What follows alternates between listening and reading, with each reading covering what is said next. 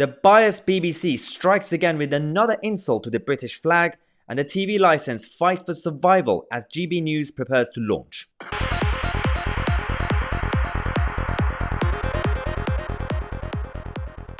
Well, here we are again with the biased BBC and certain presenters on the BBC showing their bias despite their own charter, despite Ofcom regulation. And it continues. You must have heard what happened, some of you, yesterday with Robert Jenrick and the interview he had on BBC Breakfast. I'm not just going to talk about that. It's deeper than that issue. I'm going to talk about the backlash and the problems that the BBC have. But before we start, we have a special announcement for your subscribers and the members of the channel. As a big thank you, we have launched a new discount code for our merchandise from I Believe in Britain to We Are the Media.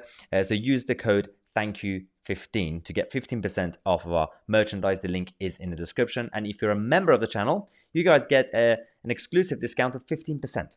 I'll put that code on the community tab or on the members page on Discord. Now, let's get on with what happened yesterday. As some of you saw, Robert Jenrick, the government minister, was on BBC Breakfast answering some questions, and one of the BBC presenters decided to make fun of his flag in the background, but apparently the flag wasn't big enough. Robert Jenrick, thank you. I think your flag is not up to standard size government interview measurements. I think it's just a little bit small, but that's your department, really.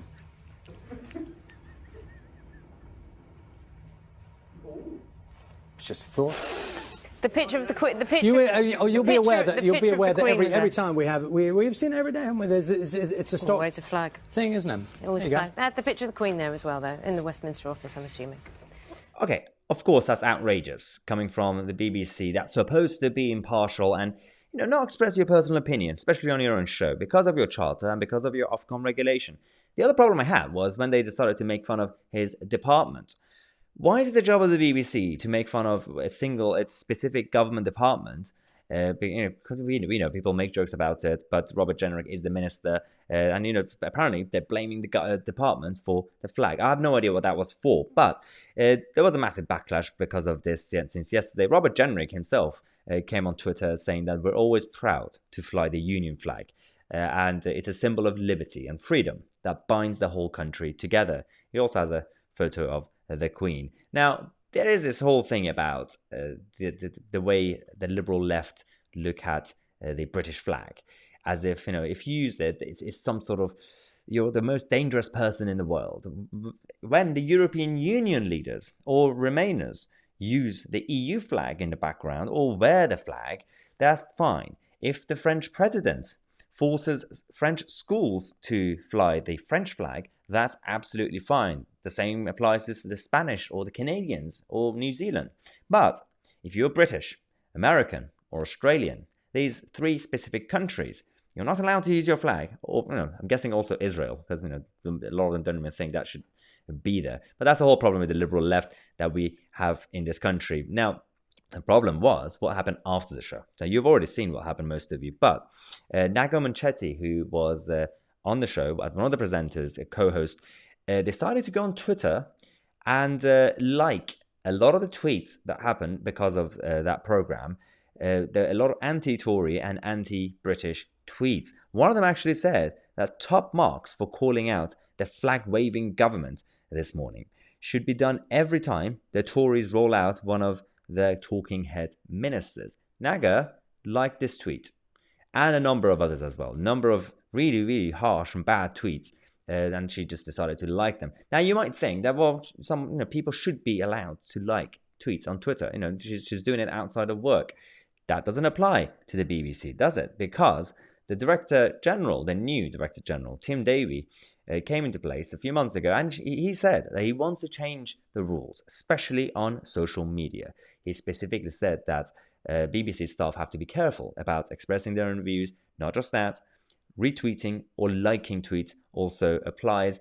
A few months ago, he actually came to Parliament to answer some questions about this, and it was quite clear, although he kind of struggled to answer a very, very simple question. Let's go to this from a few months ago. So, if, for example, I'm a well-known sports presenter and I tweet in reply to the Prime Minister, where the Prime Minister states you can only meet people who don't live with your house with you outside, whatever the weather.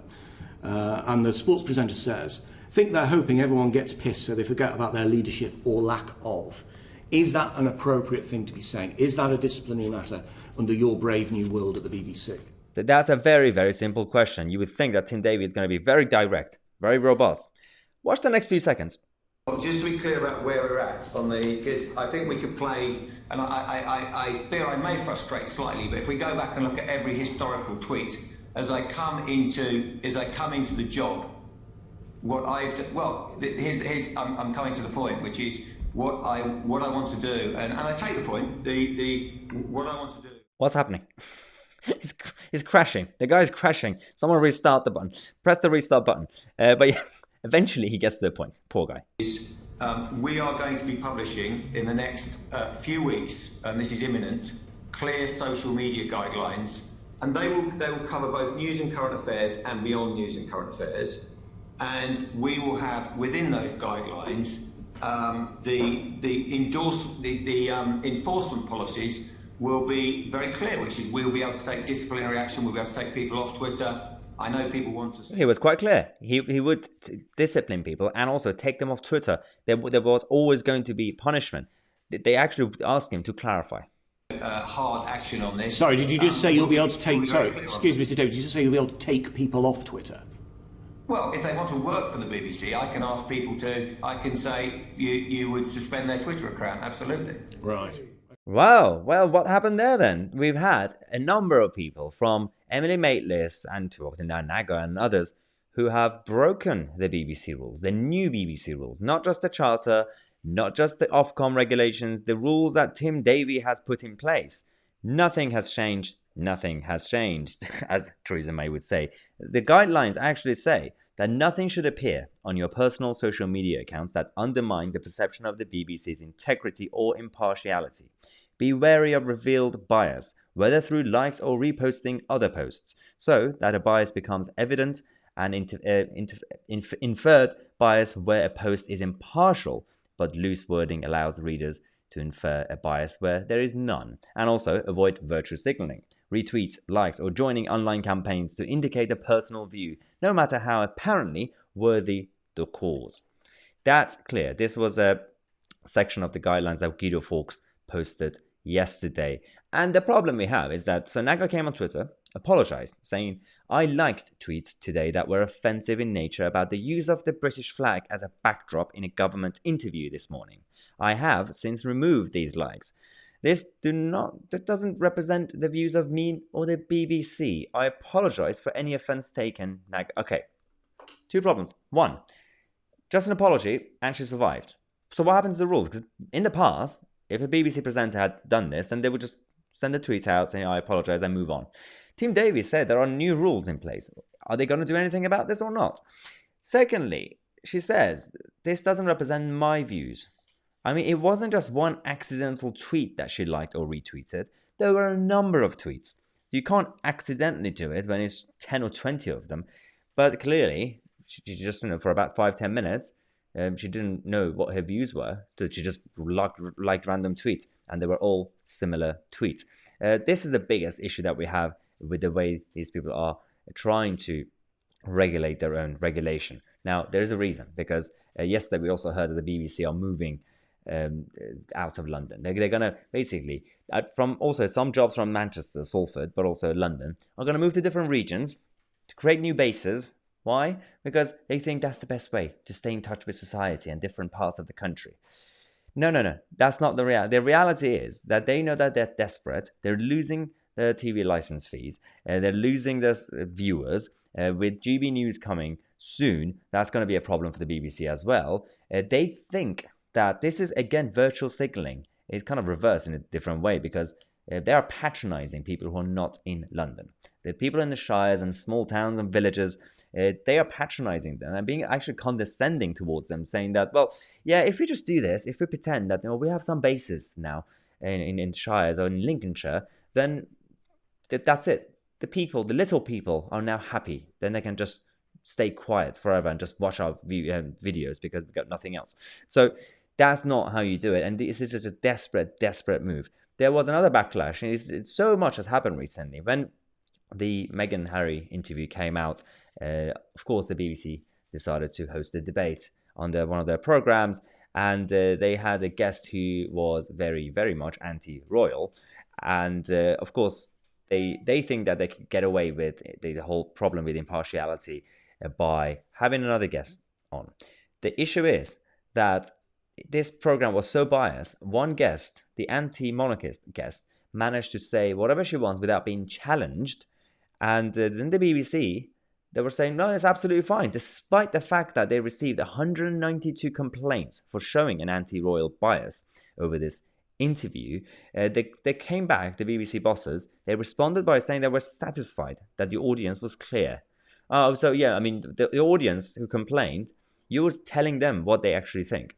So you know what they think, despite the fact that they complained. And they're saying that, our presenters interjected at several points to ensure that the interview remained on track. We have seen what you guys do in the BBC. If there's a Brexiteer on the panel or a Tory, then yeah, you will scrutinize them badly. But why didn't you do it with the other person? Why is it that it's only one side that gets scrutinized? There was only one presenter on the BBC that actually did his job properly, and that was Andrew Neil. Now he's launching GB News. Andrew Neil, despite his own views, whether it was a Labour panellist or a Conservative panellist, he scrutinized both sides. He played devil's advocate because that was his job. This is what you guys are supposed to be doing on BBC Breakfast, but they're not doing their job properly. But again, the desperation is because a lot of people are cancelling their TV license. They're not watching the BBC anymore, and GB News is coming along so soon. So that's another competition for them. And again, on this channel, we are the media as well. So we know that a lot of people who are watching this channel, and a number of others as well, do it because they're sick and tired of the mainstream media. Now, on that note, I do want to say a big thank you to all of you for supporting this channel all these months and years. So we have as a thank you, we have a big discount code for you guys. You have until 12th of April to use the code THANKYOU15 to get 15% off of all of our merchandise, from I Believe in Britain to We Are the Media and all the others as well. So use the code. The link is in the description. If you're a member of the channel, because you've been exclusively supporting us recently, then you can actually get a 25% discount. I'll put that other discount code for the members on the community tab, but also on the members only channel on Discord. The link to all that is in the description again, so definitely check it out. Get your merchandise. 12th of April, when pubs open, that's the deadline. Get your t-shirts, the summer's coming.